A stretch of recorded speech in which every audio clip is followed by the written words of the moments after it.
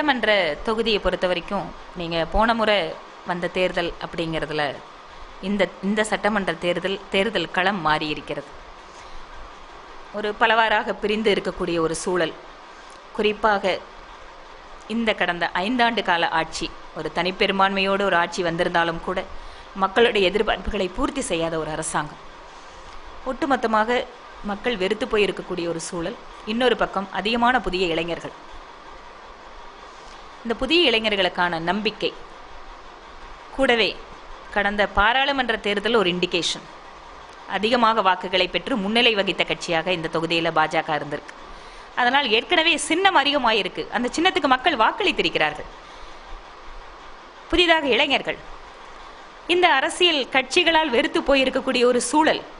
அதற்கும் மேலாக மத்தியிலே சிறப்பாக பிரதமர் மோடி அவர்களுடைய அரசாங்கம் செயல்பட்டு கொண்டிருக்கக்கூடிய விதம், அது ஏழைகளுக்கு ஆரம்பித்து கொடுத்திருக்கூடிய வங்கி கணக்கு முதல் தொழில்நுட்பத்தை கண்டறிந்த இளைஞர்களுக்கு, அதை பயன்படுத்தக்கூடிய இளைஞர்களுக்கு புதிதாக தொழில் வாய்ப்புகளை உருவாக்குவதற்கு ஸ்டார்ட் அப் இந்தியா திட்டம் வரை, விவசாயிகளுக்கு, பெண்களுக்கு, இளைஞர்கள் வேலைவாய்ப்பு, தொழில் துவங்க என்று பல்வேறு விதமான திட்டங்களை நடைமுறைப்படுத்தி கொண்டிருக்கக்கூடிய, மக்கள் எதிர்பார்ப்புகளை பூர்த்தி செய்து கொண்டிருக்கக்கூடிய மத்திய அரசாங்கம் திரு மோடி அவர்களுடைய செயல் ஆற்றல், ஊழலில்லாத ஆட்சி என்பதை மக்கள்கிட்ட இன்னைக்கு எடுத்துக்காட்டா வைக்க போறோம். இந்த மாதிரி ஒரு அரசாங்கத்தை தமிழ்நாட்டில் உருவாக்குறதுக்கு வாய்ப்பு கொடுங்கன்னு கேட்கிறோம்.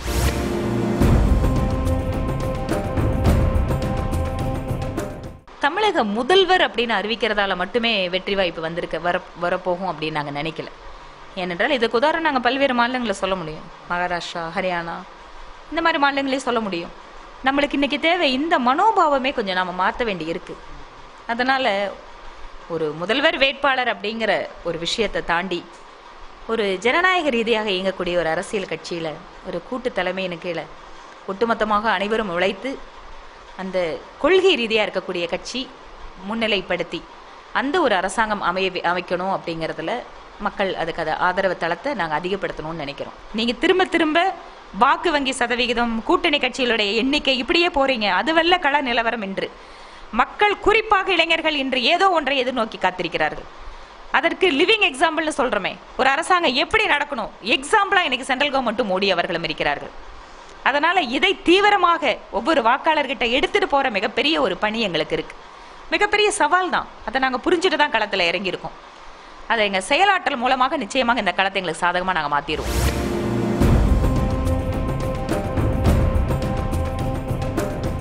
அது எந்த மாதிரி குற்றச்சாட்டுதில் அது அவங்களுடைய கருத்தாக இருக்கலாம்.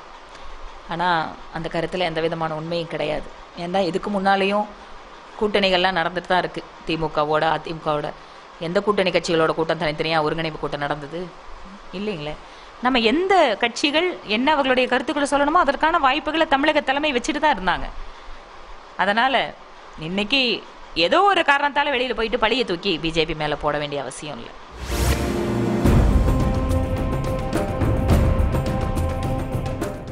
இந்த நாட்டில் யாரும் சிறுபான்மை பெரும்பான்மை அப்படிங்கிறத தாண்டி அனைவரையும் இந்திய குடிமக்களாக பார்க்கக்கூடிய ஒரு அரசியல் கட்சி இருக்குன்னா அது பாரதிய ஜனதா கட்சி மட்டும்தான்.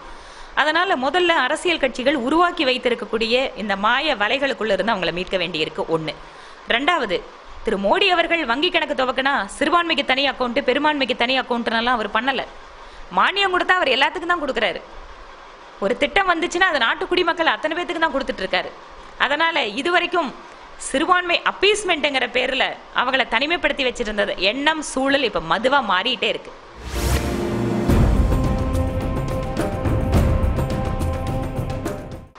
திரு எஸ் வி சேகர் அவர்களுடைய குற்றச்சாட்டுக்கு நான் எதுவும் பதில் சொல்ல முடியாது.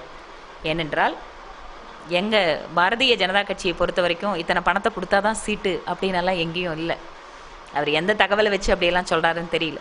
ஆனால் வழக்கமா ஒரு அரசியல் கட்சி என்பது தேர்தல் சமயத்தில் இருக்கக்கூடிய செலவு அரசியல் தேர்தல் கமிஷனே அனுமதி கொடுத்துருக்கு, இத்தனை லட்சம் செலவு பண்ணலான்னு. நீ இந்த அளவுக்கு உனக்கு வாய்ப்புகள் இருக்கா, ஏற்பாடு இருக்காங்கிற அடிப்படை கேள்வி கூட நாங்க கேட்க கூடாதுன்னு சொல்றது நியாயம் இல்லை.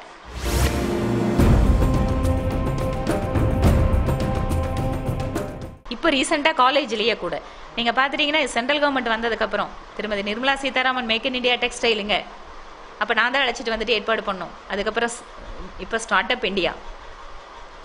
ஸோ இந்த மாதிரி விஷயங்கள் எல்லாமே இப்போ நான் முன்னெடுத்துட்டு இருக்கேன். அதனால சென்னை வாசி அப்படிங்கிறது மூலமாக என்னோட ஒரு பிரதிநிதியாக செயலாற்ற முடியாதுங்கிறது நான் ஒரே ஒரு உதாரணம். உள்ளூருக்குள்ள இருந்தால் எட்டி கூட பார்க்காத உங்கள் பிரதிநிதிகள் எத்தனை வருஷம் பார்த்துருக்கீங்க. அதனால உள்ளூர்காரங்கிற அட்வான்டேஜை மட்டும் நம்பி வாக்களிக்காதீங்க. யார் உங்களோட தொடர்பில் இருப்பாங்க, யார் உங்களுக்காக குரல் கொடுப்பாங்க, உங்கள் பிரச்சனைகளை கையில் எடுத்து பேசுவாங்க, உங்களுக்காக திட்டங்களை கொண்டு வருவாங்களோ அவங்கள முன்னிலைப்படுத்துங்க.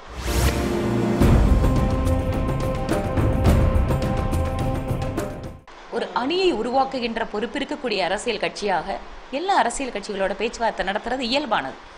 இன்னைக்கு மிக மூத்த அரசியல்வாதி கலைஞர் அவர்கள் இன்னும் கூட்டணியை பத்தி பேசிட்டு இருக்காரு, இன்னும் தலைவர்களுக்கு வந்து கேட்கிறாரு. அதனால கூட்டணி பேச்சுவார்த்தை அப்படிங்கிறத பலவீனமா யாரும் பார்க்க வேண்டியதில்லை.